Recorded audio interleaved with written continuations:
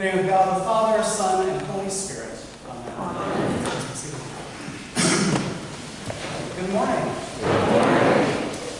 I want you to take a moment and try to imagine that you've just been to a wedding.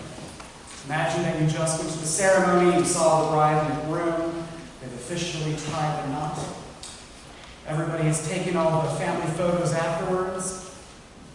And now the fun part, the reception. So imagine that you're going to the reception, and what happens frequently at weddings where you go into the space and there's all those tables set up, and there's usually this period of time where people are trying to figure out where they're supposed to sit. Do you sit towards the front? Are you somebody who is really close to the bride and groom? Are you somewhere towards the back? It's always that little dance of where do I belong, where am I supposed to go here? Or try to imagine planning a fancy dinner party.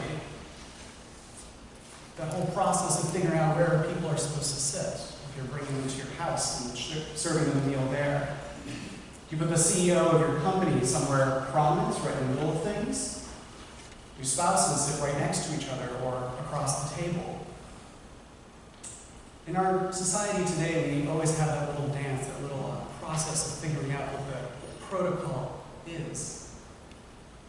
But in ancient Israel, in Jesus' time, that protocol had a whole other level of importance that we don't really get in our own time.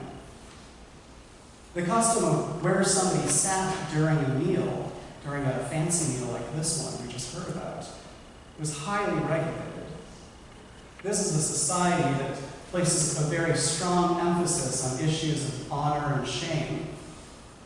And so, where you sat was important because it showed where you were in society's pecking order.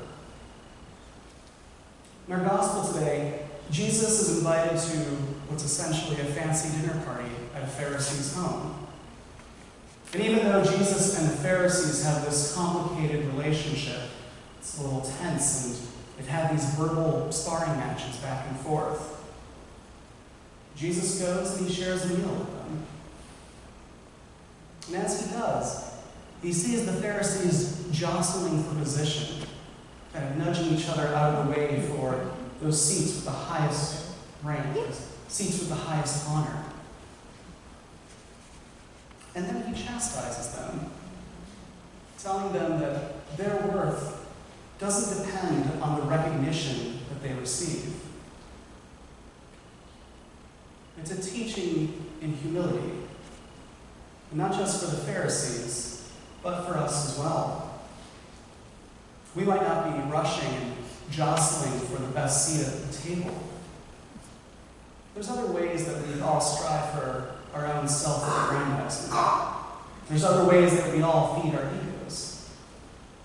Whether it's kind of going online and humble bragging on Facebook, or buying a fancy car just so you can be seen riding around in it, or a house in just the right neighborhood. If our motivation behind all of this is just to be recognized, just to be seen, then we're missing the greater point. Throughout life, we're constantly encouraged to be putting ourselves at the forefront of things. There's a natural desire in all of us, desire to have our accomplishments be noted and be lauded by others. And it's not a bad thing to be recognized for your work and for your contribution. But recognition isn't the reason. Because our ultimate validation comes from God's love and not from public affirmation. Humility can be a difficult virtue for us in our modern world. There can be a negative reaction to the idea of humility because we so rarely see good and healthy examples of it. Frequently, examples that are held up as humility can be just another form of humble bragging, which in the end is its own self-aggrandizement. Or at the other end, it can also be a matter of someone with just a poor sense of self-esteem, or not advocating for yourself when necessary. But as C.S. Lewis once said, humility is not thinking less of yourself. It's thinking of yourself less. True humility is a matter of being honest with yourself and holding two truths in your mind at the same time. The first truth is that you have limitations. There are parts of you that are flawed and broken. And the second truth is that you are a child of God who is loved and valued beyond all measure.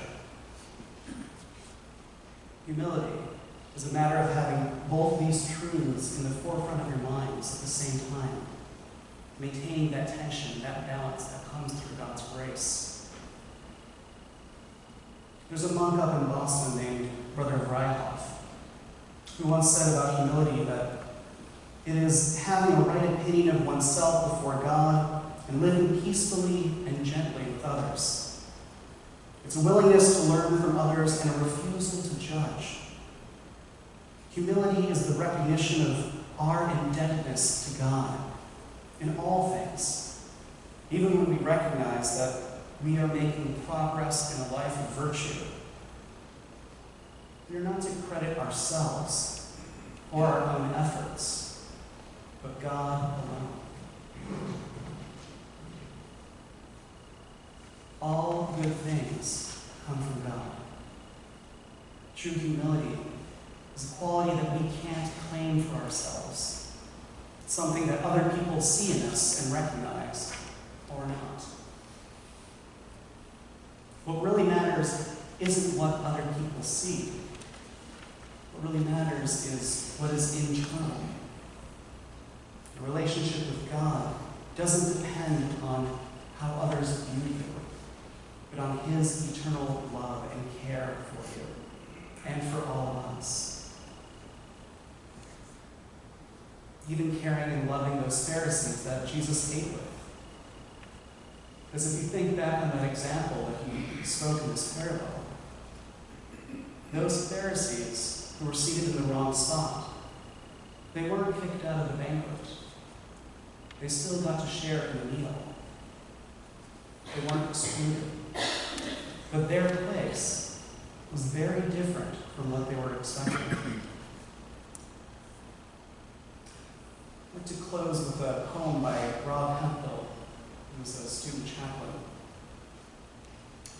This is what he wrote. I was shocked, confused, bewildered as I entered heaven's door, not by the beauty of it all, nor the lights or its decor, but it was the folks in heaven who made me sputter and gasp. Thieves and liars, the sinners, the alcoholics, and the trash. There stood the kid from 7th grade who swiped my lunch money twice. Next to him was my old neighbor who never said anything nice. Her, who I always thought was rotting away in hell, was sitting pretty on a cloud 9, looking incredibly well. I nudged Jesus. What's the deal? I would love to hear your take. How did all the sinners get up here? God must have made a mistake. And why is everyone so quiet, so somber? Give me a clue. Hush, child, he said. They're all in shock. No one thought they'd be seeing you.